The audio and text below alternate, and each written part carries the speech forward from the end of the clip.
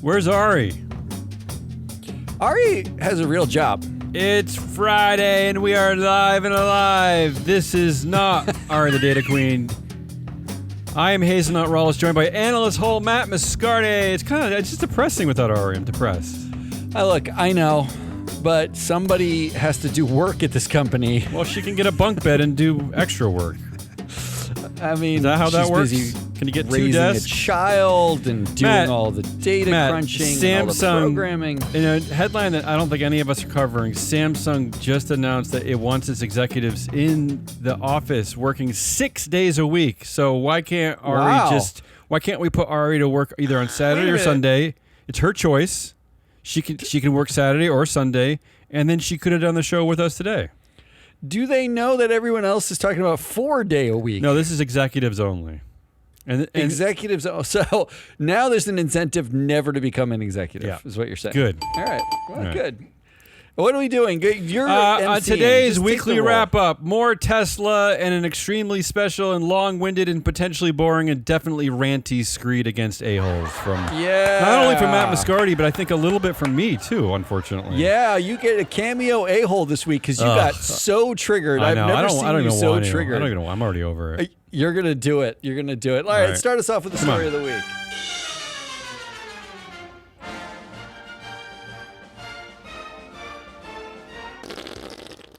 Look, I want to start with an apology. I'm sorry that I'm covering these two companies again, but I honestly, they do seem like the story of the week. I don't know. It's terrible. I can't help it. So Tesla, big in the news this week for so many reasons. A lot of things. First of all, the one that I'm most fascinated by is that Tesla seeks to revive Musk's $47 billion pay deal after judge says no. So their proxy statement came out this week. I did a lot of hate reading of that, a lot of cringy hate reading. So what they're doing is they're asking shareholders to approve his horrible pay plan again. Mm-hmm. They're also asking shareholders to let the company move from Delaware to Texas because, of course, right? Mm-hmm. And they're also asking the shareholders to vote for the hardworking Kimball Musk and Nepo baby James Murdoch. Why did you say hardworking? I know that's what they said. That's what Robin Denholm said. So, the hardworking Kimball Musk and James Murdoch. Also in the news when it comes to Tesla, just some random headlines. Tesla is recalling its Cybertruck vehicles due to dangerously defective accelerator pedals, Matt. Dangerously defective accelerator pedals. Oh, that's a Cybertruck at the door. It just ran. I mean, do you know? Over your house. I've been driving for 80 years. Do you know? I still get this occasional twinge of fear that I'm gonna accidentally overdo the accelerator at the wrong time. But Tesla just puts out cars that already had that built in, a defective accelerator. Was another one of the reasons the recall that it's ugly. It's the ugliest car ever made. Also in the news this week, Elon Musk fires more than 10% of Tesla's staff after alienating pretty much everyone who might have bought a Tesla. That's one headline. Mm-hmm. These layoffs have caused so much confusion that security had to figure things out at the door. They actually had to set. They scanned some workers' badges, realized that they were fired, and had to send them back on the shuttles back to the parking lot, wherever that parking lot was. And then Elon Musk finally apologizes for something, but this is for sending out incorrectly low Tesla severance packages to some of the people who've already fired. So that's all going on at Tesla this week, Matt. When he fired everyone at Twitter, he just sued them for even working there in the first place. I don't know. Why is he I don't know. Laughably evil? Shareholders of Tesla, what are you doing? What are you doing? What is going on? And by the way, shareholders of Tesla, your share price has gone from about around $400 less than 2 years ago to its current. I haven't looked today, but what is it, like 150? What are you doing? What are you doing? I'm going to talk about Tesla also. But let's move on. Let's move on. But I do want to say this about the share price in particular. He hit his tranches for the pay because Tesla was effectively a meme stock during the pandemic when everyone was home on Robinhood, excited about anything that wasn't a deadly pandemic. people were buying Teslas and they were like, on Reddit and they were buying up Tesla stock. In fact, none of the fundamentals supported Tesla. And we look at him in the rear view and we say, oh, he was a genius. But maybe he was a blip of the moment. And Tesla is a good car run by a mercurial and crazy human being. And it was never worth what it was trading at. So he made all of his money. It does have a dangerously defective accelerator pedal. It's kind of interesting. This is what the 30th recall for Tesla. They're constantly recalling these cars. Yeah. So all right, move on. Sorry. The second one I already apologized for. There was a congressional panel this week covering the story at Boeing. The headline: Boeing whistleblower details his concerns to congressional panel. That's from the New York Times. Here's a few choice quotes and other headlines from this story. I'm not going to sugarcoat this. This is a criminal cover-up, according to one whistleblower. What a quote. Another headline, a Boeing engineer turned whistleblower. There were 4 whistleblowers in total. Says the plane maker needs to ground all of its 787 Dreamliners like now. That's what he's saying. Oh, good. Okay. And then another whistleblower said that the company threatened him and other engineers to keep quiet about safety concerns. So there's a lot of bad stuff still going on. And let's not forget, Dave Calhoun, still the CEO, because we're waiting for him to decide when it's appropriate for him to leave. Yes, he did get a raise. We learned last week he got a raise from last year. So this is all still going on a bone. Yeah. The most egregious thing about it is, forget the raise. The raise is ridiculous in and of itself, but is because of equity. Mm-hmm. He literally got to, by extending himself to the end of this year, he gets himself to, I've got enough time as CEO to vest all my shares on termination or retirement. So he's going to get, for walking away, $30 million, right? For a job well done.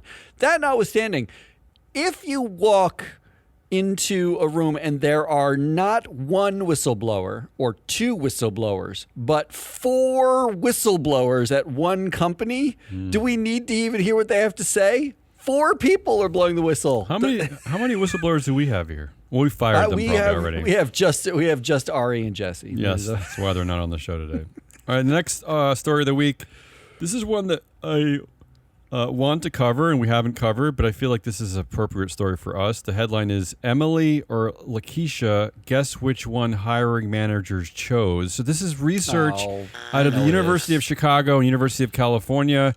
They studied racial bias in hiring by sending over 83,000 fake resumes to publicly traded companies. This is where it gets interesting for us. So, as you can imagine, unfortunately, resumes with black-sounding names were often less likely to get callbacks. But you need to say that they only... this was a controlled experiment in as much as they used the same resumes with slightly different language or names. Exactly the same resume, but just tweaked the name, right? Yeah. So it was effectively this wasn't the meritocracy. This wasn't Strive's meritocracy. No, is all I'm saying. No. Yeah, those doing the hiring favored resumes that might be presumed to be from white candidates by 24% on average. Okay, now this is what gets interesting. The researchers are naming names among the more than 100 Fortune 500 companies involved. Hopefully we can get access to this full list. But I wanted to pull out some of the interesting cases here. So the 3 companies, I guess, that did the worst, that were the most discriminatory against non-white candidates was applicants. Genuine Parts Company. That's the company that owns Napa Auto Parts. I'm shocked. Okay, yeah. And Matt, according to our data, we have diversity power gaps. We have gender power gaps and diversity power gaps, but we only have it for a limited set of companies. The diversity power gap numbers, because the data people that we're working with only collects it for certain companies, right? Well, they have it for a wide range. We're actually in the process of getting more. But if you want, shout out to Denominator. Their diversity data is awesome. It's great. So this is why this data matters. We're seeing it in effect right now. So at Genuine Parts Company, 21% of the board are diverse, but represent only 11% of board influence, according to our data, which is a telling number. And then another company that did poorly, AutoNation, they only have one lonely guy, one diverse person on the board, and he only has 6% of influence, of course. And then if you actually combine that with the female power gap, 38% of AutoNation is either people of color or women, and they only have 16% of influence. So no surprise. Yeah, not great. And then the other company that did poorly is Costco, the one that I was just talking about this week, folksy yeah, Costco, you like them. right? Yeah. And they only one lonely person of color on the board, just one guy with 9% influence. But here's where it gets even more interesting, because of the companies that did well, they include Avis Budget Group. Now, here's let me tell you about the Avis Budget Group board. No, please do. First of all, this is my new dream board. Matt, the CEO, Joe Ferraro, is not on the board. What? This is my dream, because I've been saying for years, how are CEOs on the board? How is this why? Why are they on the board? Why? Good question. So Avis Budget Group gets that. CEO Joe Ferraro not on the board. Also, Matt, 50% of this board is people of color, half the board, including Vice Where'd Chair. they find all those people? Including Vice Chair Jagdeep Pahwa and Compensation Committee Chair Kartik Sarma. So there you go. And finally, the other company that they say does well is Kroger, which also has a high percentage of people of color on the board. 36% of the board is actually diverse, which is pretty. I don't know the numbers. I don't know if you have those numbers, but that's really high. I mean, that's pretty high. So yeah. I just think it's like this is like a real life example of another way that you can use some of our influencer data and our power gap data. I'll also say, having nothing to do with our data, that I think part of the study showed that the companies that did better tended to have DEI policies, like hiring policies, and their HR had ingrained them more. I think there's actually a link to actually paying attention to diversity, equity, and inclusion. And I don't know how that would exist, but of course, that's a perfect segue to my fourth story of the week. It's something we haven't talked about. We actually haven't done an analysis of the board of this company because it's a new company. I don't even know if it's in our database. But here's the fourth story of the week. Donald Trump's company, yes, he has a publicly traded company now. Yeah, now he does, has diversity and inclusion policy while he rages against it. So they themselves, Matt. Nicely done. They have a DEI policy. Really nice. I had to throw that one in there because those are my four stories. In January, Trump said he would eradicate all DEI policies anywhere in government. Except for the one publicly traded company that he's involved with. Okay, so just in case you need it, the language around that DEI policy includes things like we believe that this is important, and we consider all DEI as they should when filling any position on the board or for all employees. So, really, I'm actually thinking like in the history of our country that's something that should have started happening officially in 1863, maybe 1864, that's so cute 1865, around there. That's when this debate should have been over. I'm just saying. All right, so legally speaking, stories. Those are my four stories. It's Tesla's stuff. It's Boeing's multi-whistleblower congressional hearing. It is Emily or Lakeisha, and it is Trump's company has. So this diversity is all on you. And inclusion policy. You're the vote. Well, no, you got to channel Ari. You channel Ari, and then you channel yourself. Do I want to channel Ari? I don't care. Okay, fine. Well, as Ari would say, I'm voting first. Ari. I think Ari would just go for Tesla. There's too much going on there. I don't want to. Okay, I good. Don't. Then have a tie. I want to do Emily or Lakeisha. That's what I'm going to go with. Tell me why, so I can break the tie. I mean, look, so you can break it. You can tell me. I want to know your reasoning. I want to know your reasoning. Look. These studies have happened ad nauseum. There was a study about applicants to Juilliard and music schools when they remove the gender from the application. I mean, the applications are like you write some stuff, but you send in a demo tape. You send in yourself playing music. And they found that women were accepted at a higher rate when you just remove their names. Having like that suggests at Juilliard? Why the hell would Juilliard care? Like listening to the music and saying, and then looking at it and being like, oh, it's a girl. But the Like that's not Juilliard. It's insane to me. Yeah. But this is another in the barrel of those studies that everybody would love to debunk. But this is our wheelhouse, though. This is our Everybody would subject love matter. to say that like DEI doesn't matter and these policies are stupid and they're trying to ban them. Don't say everyone. Just certain creeps. Just get out. Creeps. Yeah. So I'm going with that. Okay. I'm gonna because I refuse to vote for Tesla, and because you're probably gonna cover Tesla at some level, I am. and because I love how it overlaps a little bit with our data.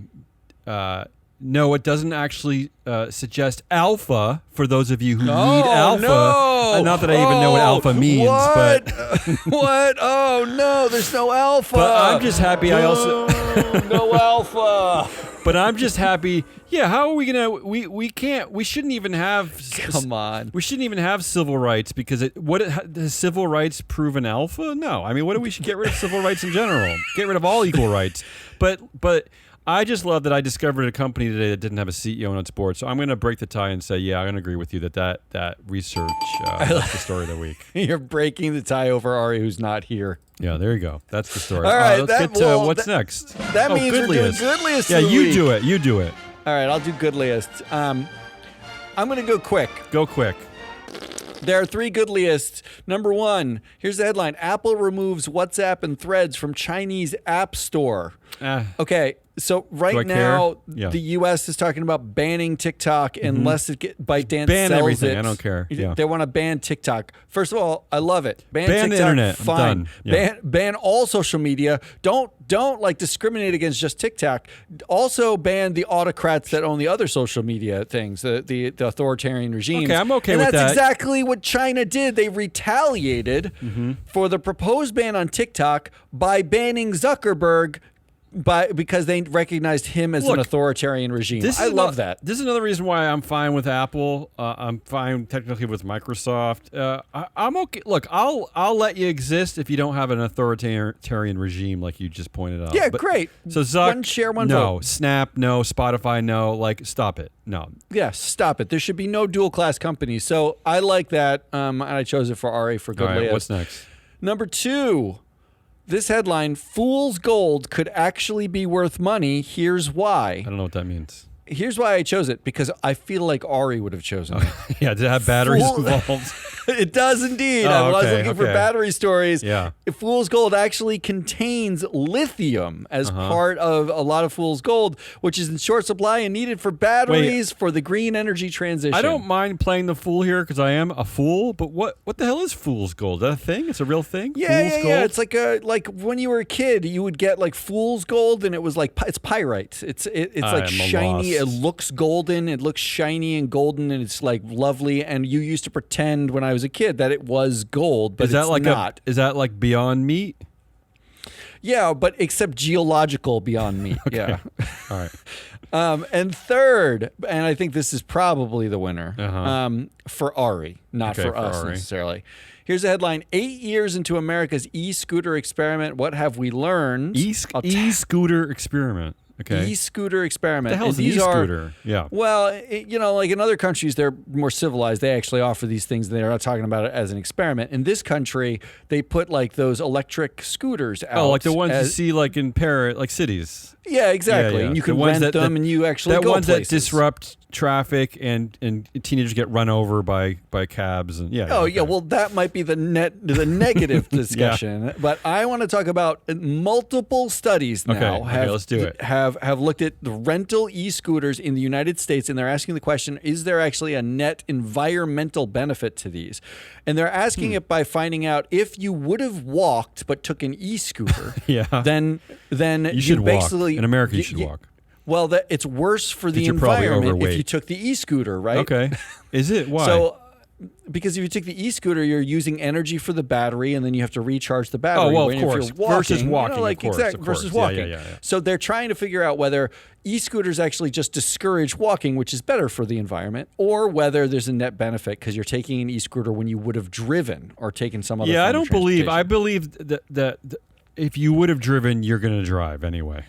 Well, what they found was even though nearly half of the respondents said they would have walked to multiple surveys across multiple things, they would have walked, but they took the e-scooter, the net emissions gain ended up being positive for the environment because enough idiots would drive cars, and those cars are all uniformly terrible because they're not mostly electric cars in this country, that you actually are saving carbon emissions using the e-scooter. So they're calling the e-scooter experiment a win. Well, I mean, really, especially for like European cities, East Coast cities where there's a high density of population, they do actually make sense. I mean, they do. I'm guessing that people in Topeka wouldn't do it because I'm sure Topeka is like a parking lot anyway. It's probably easy to drive around, right? Well, wide streets. Unfortunately, the studies did not prove whether or not e-scooters create alpha. So that was not part of the study. Well, in Topeka it does. It does create. So those are your three options. Apple removes WhatsApp and Threads in China because they had to. Fool's Gold actually has lithium in it for green energy, and e-scooters are good. I'll just go for Apple removing WhatsApp and Threads because I'm just happy. Anything getting removed makes me happy. You know what? I'm going to agree with you. I love a good removal. authoritarian regime giving it to another good authoritarian regime. It's the China versus Zuck move. So I'm all for that. Which brings us back to me. Oh. It's time for Assholius of the Week. This is going to be a lot. All right. But I'm okay. I'm here for it. Are you sitting down? Yeah, listen up, everybody. Maybe some of this might be important. Things. All right, first of all, I want to talk about Alex Edmonds. Oh, I wish you wouldn't. Yeah, so does everybody. Yeah. All right, look, I have to preface this. This is a lot like Bill Bowie, who, if you listen to the show, you know who that is. This is worse. This is worse. So Alex Edmonds is a professor. I actually respect a lot of his work. It's very good work. He does great work. He's an interesting dude.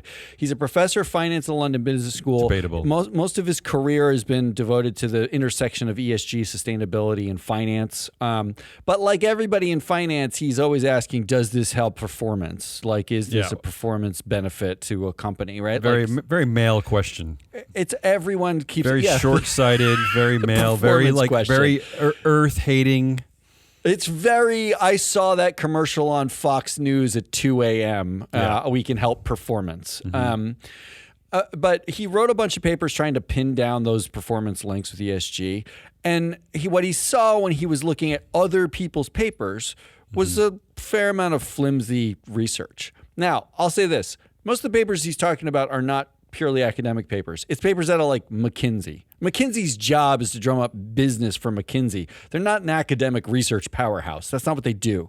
They're not publishing in journals like that are peer reviewed. Yeah. Plus, they're doing something else. I'd already quibble with the premise anyway, because since this is a new field, a lot of what we cover in ESG is very new. Like I remember trying to write papers about female CEOs, but there have been none. So it's hard. The sample of 4. So the N is 7. There hasn't been a track record. So I know Alex would come at me and say this isn't academically rigorous, but it's like, hey, we're starting something new here. Like, grow up, okay? Don't attack. I just think I quibble with the idea of attacking it in the first place, but go ahead. You keep going. Well, this is where it fell off the rails for me and why I nominated him. Over time, all right, I followed him on LinkedIn. He is an a-hole. Yes, go ahead. Over time, I followed him on LinkedIn. I liked a lot of his posts, and then he started posting more and more where he would pull out these studies, particularly around DEI, and point out how flawed they were, and would use the hashtag may contain lies. That's my what God. was the hashtag. See, this is the rhetoric I hate. Yeah. And he released a book now called May Contain Lies, where he goes through all of the things. So I asked my wife, who's a surgeon and a researcher. Yeah. She does research for a living, like medical research. She invents stuff, peer-reviewed publications, does all that stuff. She's been doing it for years. And I said, is it normal for an academic not to like debunk the study by doing their own study or trying to recreate the study? Because that's not sexy. That's not interesting. Is it normal for an academic to take to a blog or LinkedIn or go on webinars and be like, that study sucks. Here's all the reasons why, may contain lies, and then write a book about it. No, it's only normal if you need to be famous and you have a big ego and that's what she said. you're a narcissist. She said, if you're a narcist, that's what you do. Because he's already it's fucking terrible. He's already jumped the shark because just by using that rhetoric, may contain lies. That's clearly not what these researchers are doing. Just because he's finding faults in their methodology, that's one thing. But we're already now accusing them as being liars. Now they're all liars. Yeah, they're all liars. Give me a break. Give me a break, Alex. Alex. Include people we know and have worked with. The great Rick Marshall, who Rick's a worked liar with us. Yeah, I've worked with Rick. I know Rick. I've hung out with Rick. Rick is not a liar. I mean, that's not. He's not a liar. He doesn't even know how to lie. Come on, Alex. It's so lazy and stupid and male of you. It's so boring. You're boring, Alex. So it culminates at the pinnacle of this. Yeah. In the last week, and the reason why he would be this week's asshole. Yeah. He did a webinar. Unfortunately, I saw this. Unfortunately, with Strive Asset Management. It was terrible. Which is Vivek Ramaswamy. If you don't know who Strive is, it's Vivek Ramaswamy's pet asset management company. He founded it on the premise that there's too much DEI. It needs to be eradicated. We need to move to meritocracy. It felt like angry men incel. It felt very angry. There was something really off about it. Really uncomfortable. The data shows that Strive votes 2-1 against female directors on boards. There you go. And it's not supported by their performance. We have the performance metrics that we can show. The women don't underperform. Well, talk about not having alpha. They don't even try to evaluate the performance of these directors. They don't even attempt it. They basically are looking at it and saying, are you a woman? We're voting against you. You could see it in the record, right? Like, you don't have to take my word for it. Just, we downloaded every vote that they've done, and we can see the number of times you vote. And at some point, it becomes statistically, it's not a statistical anomaly when you're just voting against women. Yeah, and this is why we said long ago that the war on ESG is a war against women, and the war on DEI is a war against black people. It's that simple. It's pretty simple. The webinar was titled DEI May Contain Lies. Here we go. And Edmonds went on it. He was, but why would he want to be a part of it? Oh, his book says May Contain Lies. His book is called May Contain Lies. He's on a book tour, and he's effectively saying this anywhere that will listen to him to sell the book, including through Strive. And what happened was, just like with Bill Bowie, who is anti-SBTI, and we'll get to him in a second.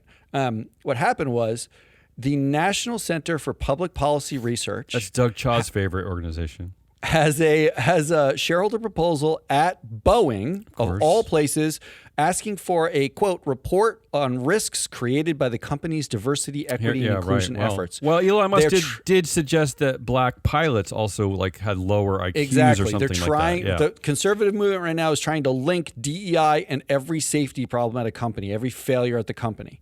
And in their filing, they do an addendum to the filing, like a support statement to the filing. So in Boeing's filings, the National Center for Public Policy Research cited Alex Edmonds on DEI May Contain Lies webinar. You had to see this coming. And the whole thing is basically trying to cite Edmonds' work and what he said on the thing, including, this is a quote from their filing. This is what Edmonds says is their filing. But they said the negative impact of these bad studies then trickle down to all hiring and promotion and compensation decisions, sacrificing merit for diversity by limiting the pool of candidates under consideration in this way should be expected to have a negative impact on performance. Wow. They are drawing a negative link. They're twisting what Edmonds is saying to say having black, mandatory black people is negative for performance. Yeah, this That's is what they're trying to do. like the version of the Klan if it was intellectual, like the Klan at a debate club or something. So Edmonds, I know you listen to the show religiously. That's the Ku Klux Klan. If anyone is confused by my joke.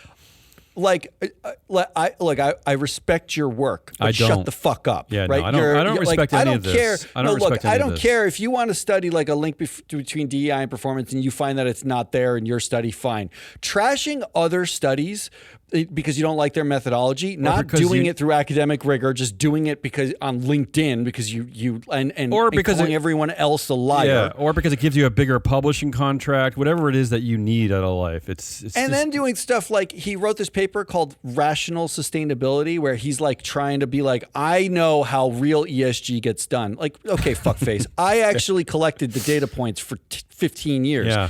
What did you do? You're telling me everybody else's paper sucks. But he put out this paper where there were 43 citations in the paper. 20 of them were himself. Yeah. He cited himself 20 times. I tell you, I Get probably over yourself. I'm probably the reverse discrimination. Like in that research about the resumes, I'd be like the reverse of that. Like if I got a book or research that had that on it and I didn't know if it was a man or a woman, I would assume it's a man and just rip it up.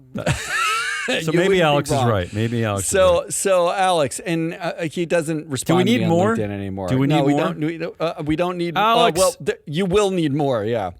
No, I'm saying, can we just vote now for No. There's a lot more. There's a lot more. That's a good one, though. That's a good one. I want to cede the floor now for number 2 to you because you have a problem with a different single academic individual. Yeah, I don't really like. I'm not super prepared for this. Although I did attempt to just say your piece. I jotted out some ranty things about this when I saw it. So the Lester Crown Professor in Management Practice and founder and president of the Yale Chief Executive Leadership Institute. What a lot of titles. This guy, Jeffrey Sonnenfeld, I don't know. Speaking of guys who basically he sounds like Alex Edmonds. He needs to say crazy things in order to get famous, to feed his narcissism and to get rich, I guess.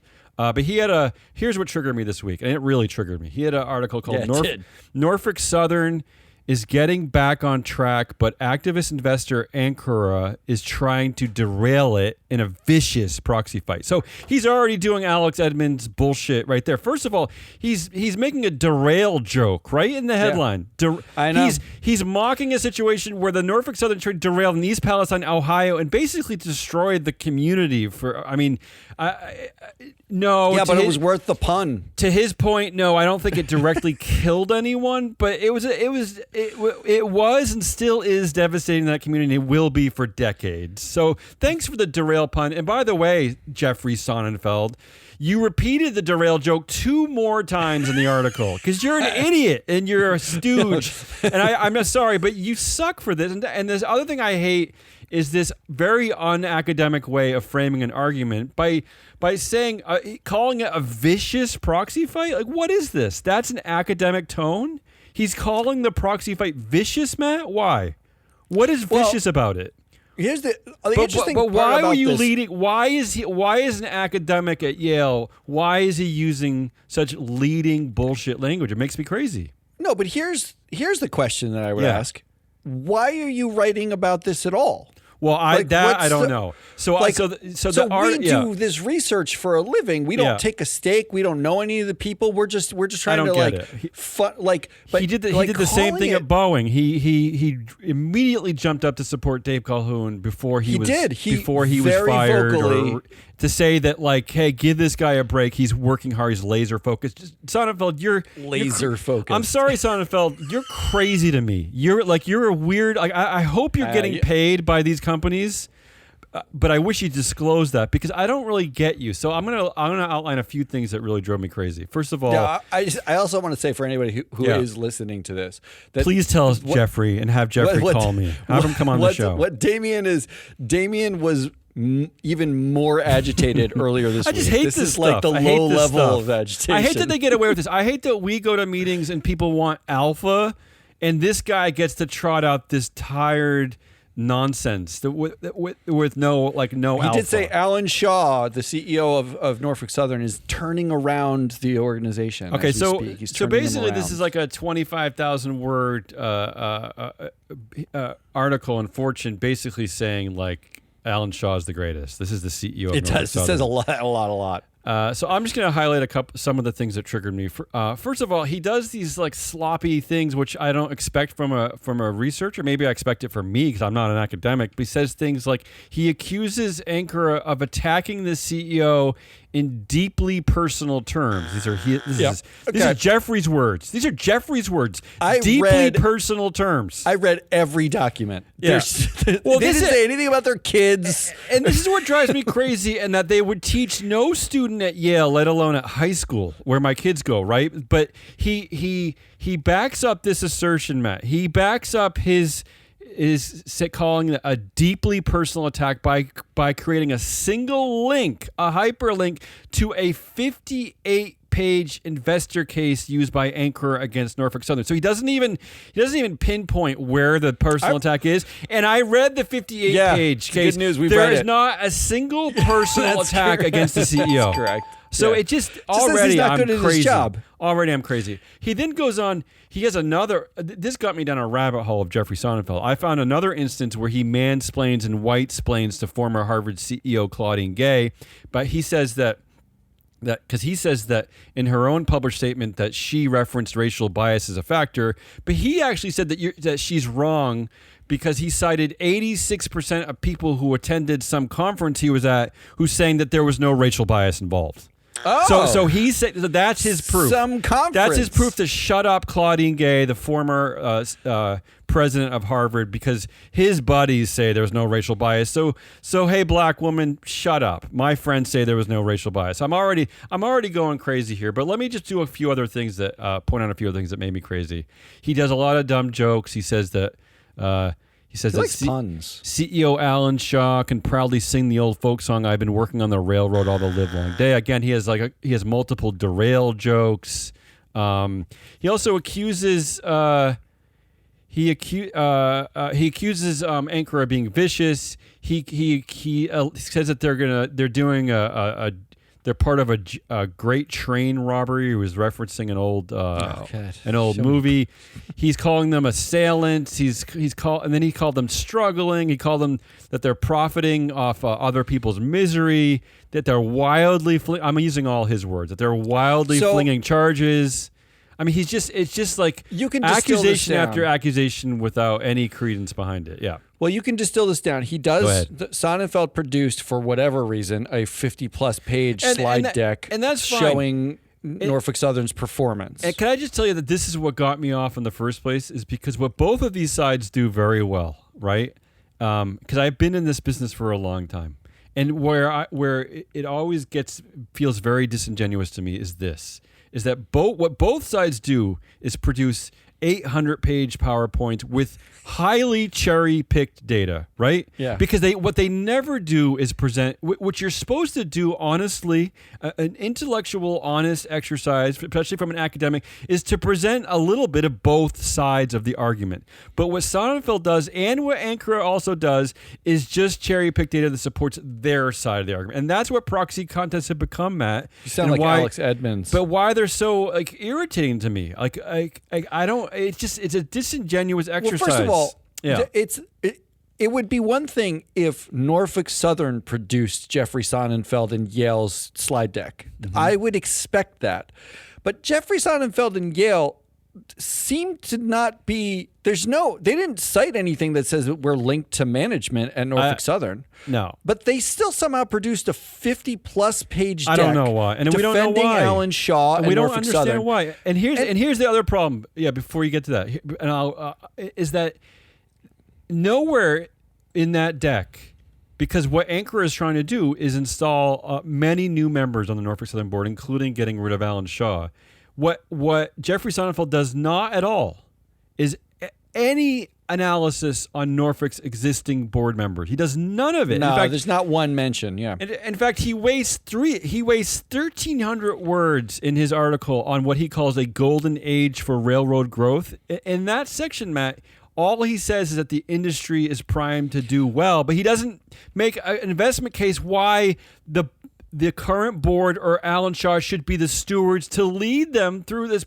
So that section, I don't care that the industry is going to do well. Why should Alan Shaw and the board be the ones who are there to lead them through it. That section's not even done by him. There's a hedge fund that owns a position that basically I looked into everything in that section. He's citing research by a hedge fund who's long railroads. Okay, that's. So what are we doing here? So why don't I don't give know me why some we're analysis? conflating those two. So but give me some analysis on the existing Norfolk board, and then give me some analysis on Anchor's proposed slate, because there's a lot of good people in that proposed slate. So Jeffrey, can you at least spend some time telling me why they are good or not those good? directors suck, or why Norfolk's I don't know what you're doing. I don't get why this passes for intelligent research, and why he gets away with this, why he gets to call them vicious, and why he gets to accuse them of deeply personal attacks on the CEO.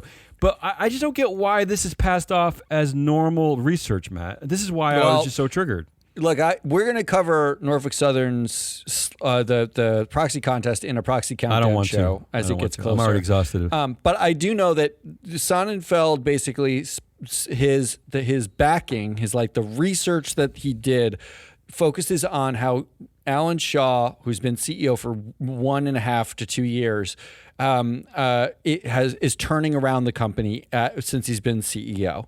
Now, what it doesn't say is any context before that Alan Shaw has been with the company since 1994, that he was president before becoming CEO. He's done operations, including safety and compliance and ops for Norfolk Southern prior to this, that they had 112% increase in safety, accidents during his tenure as president, as doing intermodal ops, all these things. And that if Norfolk Southern didn't turn it around since the East Palestine derailment, isn't that exactly when they would turn it around? Yeah, it's like Dave Calhoun. It's like Dave Calhoun being laser focused on safety now. Yeah, exactly. And again, laser focus. David Calhoun, laser focus. Those are Jeffrey Sonnenfeld's words. Those are his words. So they're doing a great job. After the biggest train disaster ever. Let me point out two more things, because this will be the last time I'll ever talk about this. I want to point out two more things he says that makes me feel that just triggers me. This is his quote: "Anchor's attacks over how Shaw handled." First of all, attacks? I just don't get this. This is like an 8th grade debate club. I'm sorry, but it's not No, it sounds political. It sounds like politics. Yeah, it's manipulative language, Mr. Sonnenfeld. You're manipulating this argument with this kind of bullshit language. Okay, he says Anchor's attacks over how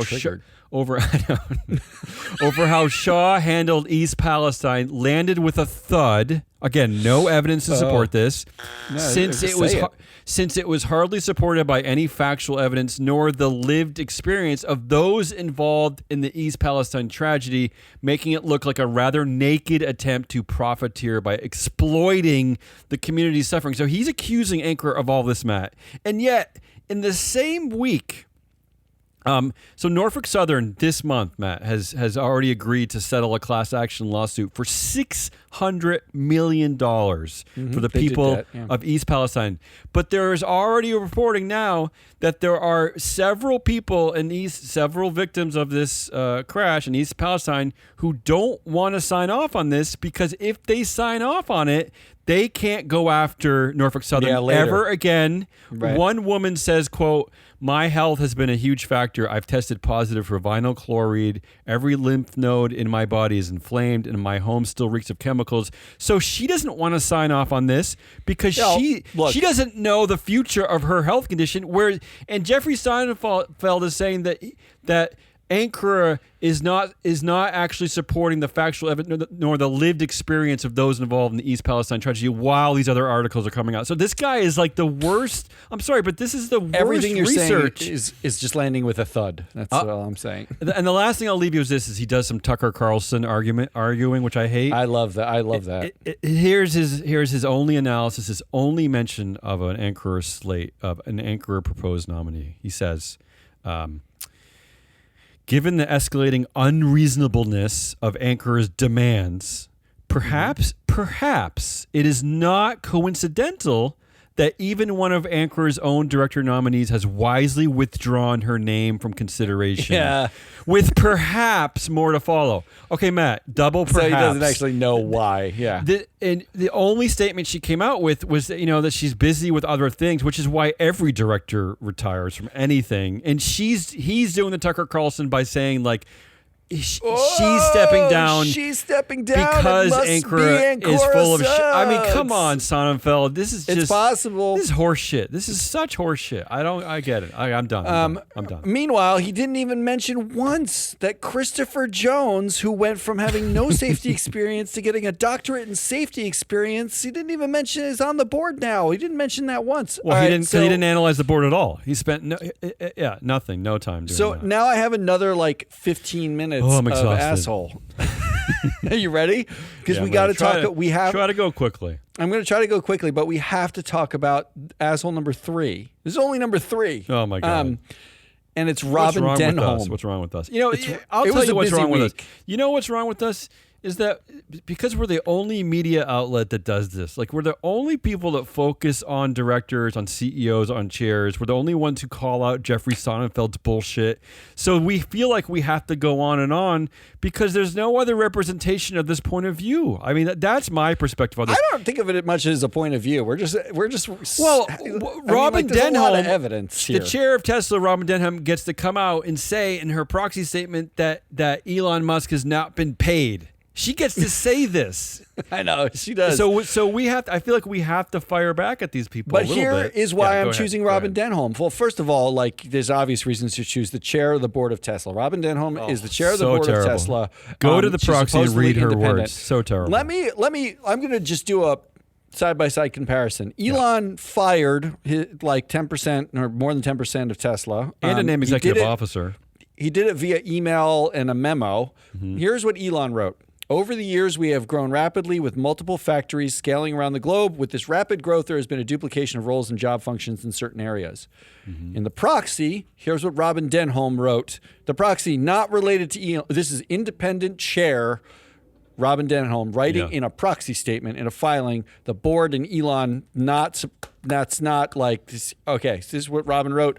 Over the years, we have grown rapidly with multiple factories scaling around the globe. With this rapid growth, there has been a duplication of roles and job functions in certain areas. It's word for word. Yeah. It is Elon. It is extremely important to look at every aspect of the company for cost reductions and increasing productivity. Robin, it is extremely important to look at every aspect of our business for cost reductions and increasing productivity. Oh God. The letter supporting the firing by Robin Denholm is a copy of the letter that looks like Elon scrawled it on a napkin and sent it to his entire staff. And this is in the letter to shareholders, begging them to not only pay Elon Musk billions of dollars to go against the Delaware Chancery, but also to re-elect his brother to the board and to follow his petulant wishes to move the company's incorporation to Texas because he's bummed out and pissed off at so the let's go to the Chancery. move in This Texas. is the independent chair. This is the independent chair doing this. Well, first, Elon, on January 30th, the same day the decision came down from the Delaware Court of Chancery rescinding Musk's pay package from 2018, Musk puts out an X poll or Twitter poll. Should Tesla change its state of incorporation to Texas, home of its physical headquarters? On February 1st, after 80% of his followers said sure. His followers on Twitter, right? Yeah. On Twitter. He said the public vote is unequivocally in favor of Texas. Tesla will move immediately to hold a shareholder vote to transfer state of incorporation to Texas. Which really is not even his call. I mean, he doesn't run the board. I mean, that is Musk writing. Yeah, this is what irritates me. He owns the company like it's a private company. Well, right? But this is how Tesla operates, right? This is how its board operates. They don't operate for the benefit of the shareholders. They operate for the benefit of Mr. Musk. But the proxy comes out this week. Yeah. Okay. So Robin has to write at the time they have to be like, oh, well, this is actually us. So Robin has to write. This is what Robin writes in the proxy that came out this week. Notwithstanding these communications, meaning Musk's tweets, re-domestication is a board decision, not a decision for a chief executive officer. She says that, right? And she says on February 4th, this is 3 days after Musk says we're moving, The board met to discuss these issues, among others, including the multi-year history of company discussions regarding potential redomestication. So multi-year discussion. Now she's referring to discussions about moving that have never been aired publicly in any other proxy or 8K or whatever. In order to evaluate whether to redomesticate Tesla, the board formed a special committee, which ultimately was comprised of Kathleen Wilson Thompson. Yeah, because she's probably the only version of some independence they could find on the board. No, she's the actual committee. And first of all, we're calling one person a committee. Like, is that actually a thing? She's the only person of color on the board. Yeah. She's been a director since 2018. But she and Joe Gebbia, were chosen for the committee. But Gebbia recuses himself later, leaving just her. Why does he recuse himself? And the only reason why it was just those two is because the only two not named in the Delaware Chancery Court's Well, that was my point, right? excoriating piece about how compromised the board was. Yeah. Well, that was my point, right? Is that they had to find the one person who maybe they could pretend was independent.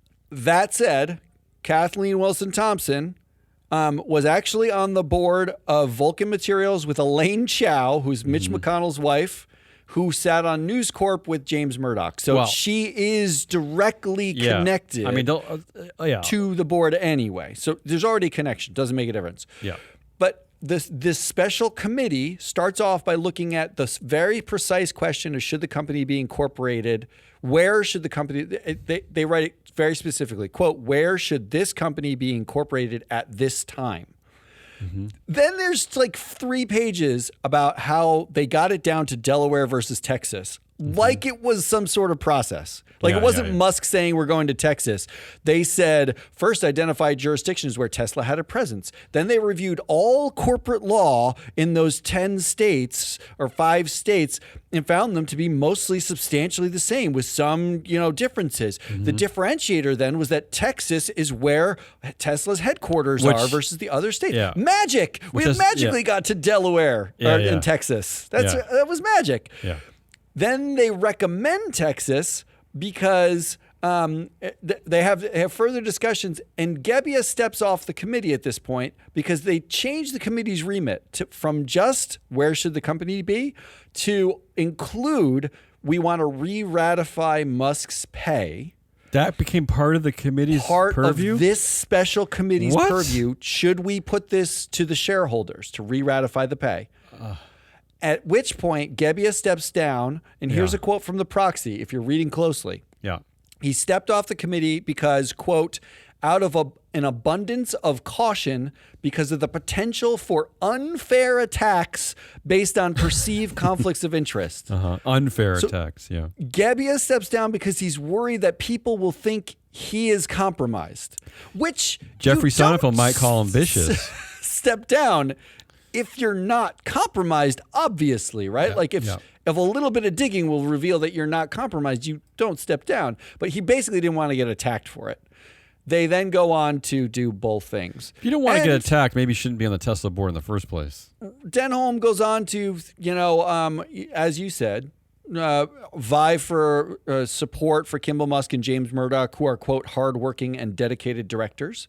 They go on to say, quote, because the Delaware court second-guessed your decision, the investors, Elon has not been paid for any of his work for Tesla for the past 6 years. I can't believe she even gets to say that. Yeah. Really? Does he have to give Twitter back? Because that's that money. He cashed out his Tesla shares to that's buy that Twitter. Money. Like, what do you mean he has not been paid? Well, this is the ongoing obfuscation and bullshit of CEO pay, right? Is that they find millions of different ways to make false statements, right? I mean, so now somehow his equity is not pay, right? All I know is that this is the ultimate gaslight. The entire proxy statement is a gaslight, and there was a moment in time where Robin Denholm might have been independent on this board somehow.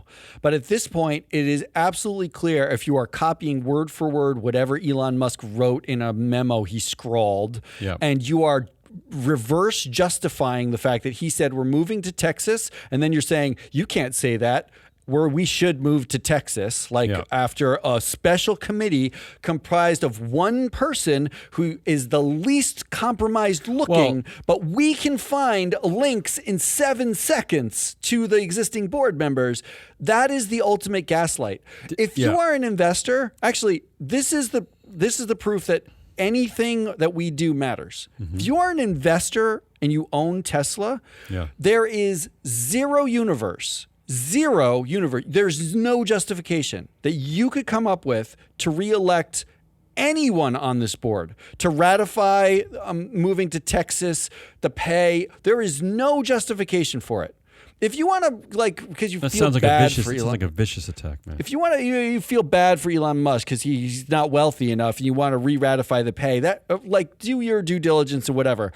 But if you hire Kimball Musk and James Murdoch for the board again, what is the point? What is the point of view? The point is that you're admitting that the corporation of Tesla is there to please Elon Musk. It's just to please Elon Musk. Yeah. It's to tickle Elon Musk. So those are your 3 assholes. I actually have 2 honorary assholes, and I'm not even going to do them. We'll come back to them. I'm going to try to say quickly because I think we're already entering the 7th hour of our show. But this is why this data that we produce is so important to me as an analyst and a researcher, because it allows those who use the data to the free data, freeflowanalytics.com. Sign up, it's free. To analyze Tesla from this perspective, which is that our data shows that Elon Musk controls 69% of the board influence. And end of story, right? Yeah, that's it. End of story is that this is his board. In fact, even Robin Denholm, who has been a chair for 10 years. She's on every committee. She has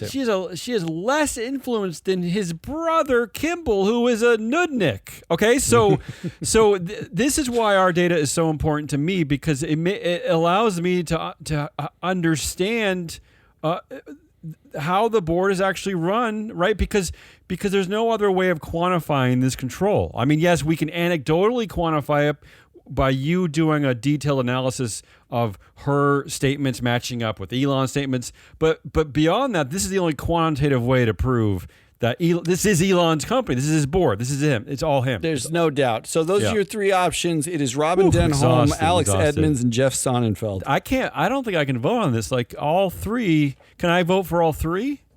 No, you have to pick one for the week. I'm really just a winner for the week. Otherwise, what's the show has no point. I mean, one would think because it had a point. Okay, one would think I would go with Sonnenfeld because I spent so much time against Sonnenfeld. But I'll surprise you, Jeffrey. I think you're probably listening because I know you love me because you respect that I'm. Because I'm entering a healthy intellectual discourse with you, which I'm sure you respect because you're the professor of the century or whatever you are. Like you're the greatest professor ever. So I'm sure you respect me for that. But Jeff, I'm actually not going to vote for you.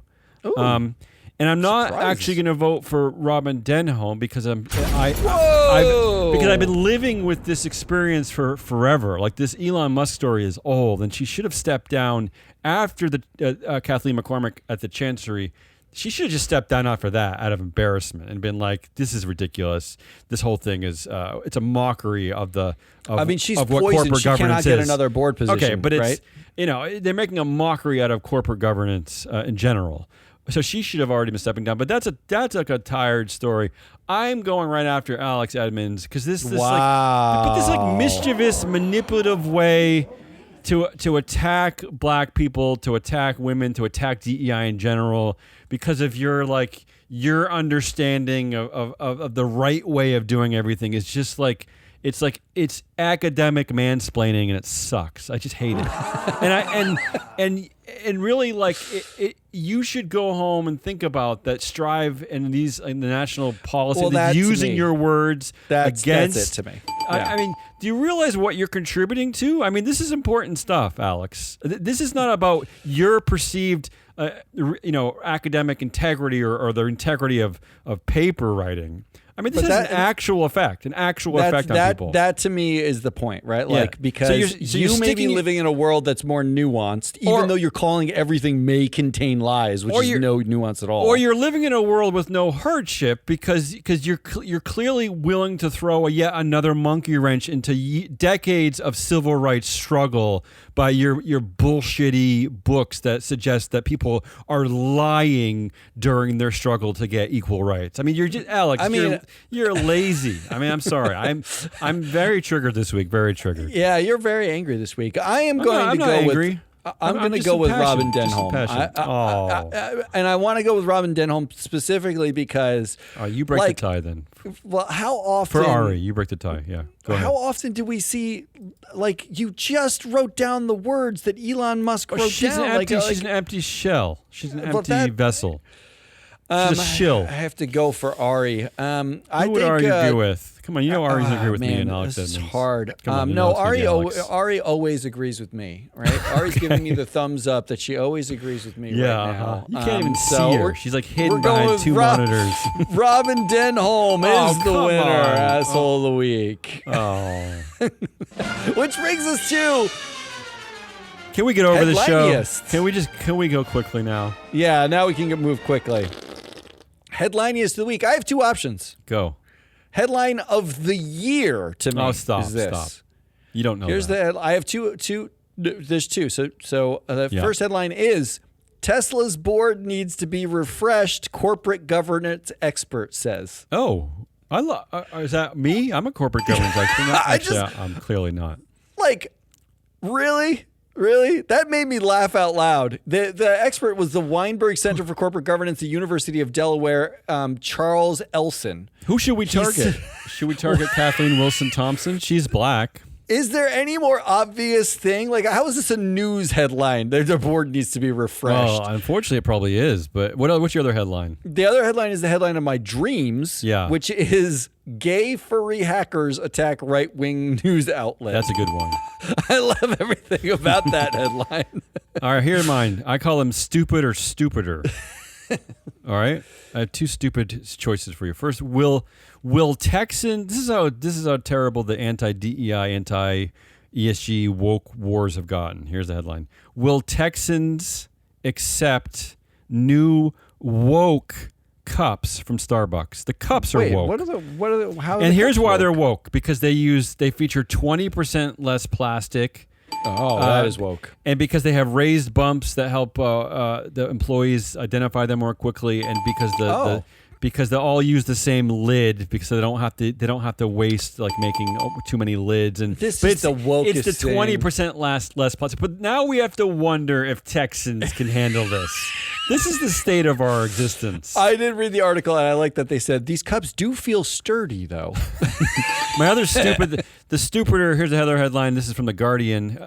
And speaking of our favorite Nelson Peltz, it's good to see another Peltz member back in the news. I don't want to ever stop talking about the Peltz. I know he'll talk about him forever. How about this headline from The Guardian? Nicola Peltz Beckham, a billionaire's daughter. She's Nelson Peltz's daughter, Nicola Peltz Beckham. Yeah. She made a movie about abject poverty. It's as bad as you think. That's the headline. So she's doing what they're calling poverty porn. It's a nepo baby making a movie about poor people, and you'd expect that from the Nelson Peltz. This triggered you too. All right. Ari chose two headlines also. Oh God. But they are very fast. Here are the headlines. First up, Wendy's will offer free fries every Friday through the end of the year. Do you have to buy something first? Just free fries? I have no idea. I just read the headline. Right. What else? And number two is McDonald's new marketing, billboards that smell like it's French fries. That's the winner for me. I'm picking that one. First of all, I think Ari's hungry. The money that they're probably saving by like removing ESG and DEI language from their proxy statements, maybe they can on fry spray. That's my pick. All right, let's move on. I'm going to choose that one also. That's the big winner. And let's move on to who won the week. Get out of here. And predictions and get out of here, because otherwise I'm afraid Damien might melt from Come triggerdom. on, give me a break. All right, This is what happens because we got rid of our woke our woke data Wednesday show, which usually had all our boring arguments against ESG. I know. Now we're just boring people in the now middle we're of keeping this it show. on the Friday. Okay. My winner is very cynical this week. I'm kind of ashamed to say this. Oh, I'm shocked. But I just had to find some good news in this. I'm saying my winner is the 10% of Tesla workers who don't have to work for Elon Musk anymore. Oh, wow. And I say that hoping that they'll get a good severance package and they'll find Not good, accidentally low. Yeah, they'll find good work elsewhere. I definitely don't want them to be out of work, but I just can't imagine working for that tyrant. So maybe that's Ari's winner of the week was better than yours. Yeah. It was potatoes. Why? Because they're getting killed. They're getting killed because of the Look, Wendy's there's going to and be more of McDonald's. them. They're going to be forced to breed and make more of them for all that fry spray on billboards. Who's your winner? And free Who's your fries on Fridays. My winner is woke appliances. Oh, I'm glad someone talked about this. Yeah, go ahead. Because here's the headline: Republicans delay war on woke appliances to focus on actual war. That was an actual headline. Again, this is the current state of our discourse. We are now calling appliances woke. We are calling cups woke. Yeah.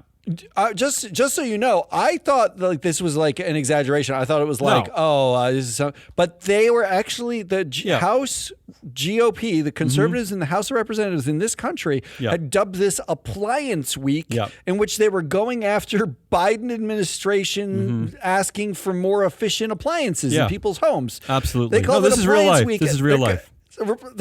They had to scrap it because there's a war in the Middle East. They actually. I love everything about that. This is real life, people. This is woke real life. appliances are the winner because now they can go on being woke. What are your predictions? You got any predictions? My prediction is unusually optimistic. I know I'm going to be wrong because I'm always wrong. And usually when I'm optimistic, I'm a fool. You're definitely wrong. There's a 100% chance of. But wrong. I actually think like with everything going on, the tides have turned at Tesla. The tides have turned on Elon Musk. He's destroyed Twitter. You know, the people don't want to. Tesla sales are down. People don't want to buy Teslas anymore. He's destroyed the share price at Tesla. Delaware destroyed it. He's just a fool. You know, the accelerator pedals don't work. All of his promises. Do you know that we were supposed to be on Mars by 2024? That was one of his old promises, that people would be on Mars by 2024. So, but anyway, I booked my flight. What I'm saying is that the genius legacy of Elon Musk is constantly crumbling, and I actually think that shareholders are going to reject all this bullshit at Tesla. Ooh, I think now is the year. This is the year. Never gonna happen. I actually think this is the year. That's my prediction. I hope you're right. That's my but prediction. I think you're wrong. Ari's prediction here is Idaho's GDP grows 43% in the next year. Ari, Maine has potatoes too, not just Idaho. not as many. Come on, not Idaho as many. potatoes. That's true. That's where it comes from. All right, which leaves me with my prediction. Yeah, come on. My prediction is, for the proxy countdown, I actually listened to Abbott Laboratories. We did the proxy countdown yesterday. Abbott Labs was the company. I listened to the first quarter earnings call, and there was this nugget that they said in the call towards the beginning. The company launched a nutrition shake designed specifically for people taking weight loss drugs like Ozempic to offset muscle loss from the weight loss drugs. So my prediction is that the makers of the weight loss drugs, now everyone who's taking those weight loss drugs have to go out and buy an Abbott Labs shake to get some more muscle back because they lost all that muscle. Well, the makers of the weight loss drugs need to offset that muscle regain because now they're getting more muscle. So they're going to launch a new pill called Ozempic, which adds a small amount of steroids so you get some muscle, but also muscle-eating bacteria, so it's not too bad. You can take all three medicines, and finally, you get the weight off. That's my prediction. I actually agree with you. I think we're going to get to a point where we're going to see everyone's bodies like constantly like gaining muscle and losing weight at the same time. We're all going to be like, we're all going to be rippling. We're all going to be like, it's like weird balloons. All right, come on, let's get out of here. All right, that's it. That's Hazelnut Rallis. I am analyst Matt Mascardi. We are Free Float if you want free data. This show is sponsored by freefloatanalytics.com. Go put your email address in. That's all you got to do. You get free data on 80,000 active directors across the entire world, how influential they are, how they perform on everything from TSR to earnings. I use it for every show. I use it for all our research. It's all there. You can get it for free, so go do that.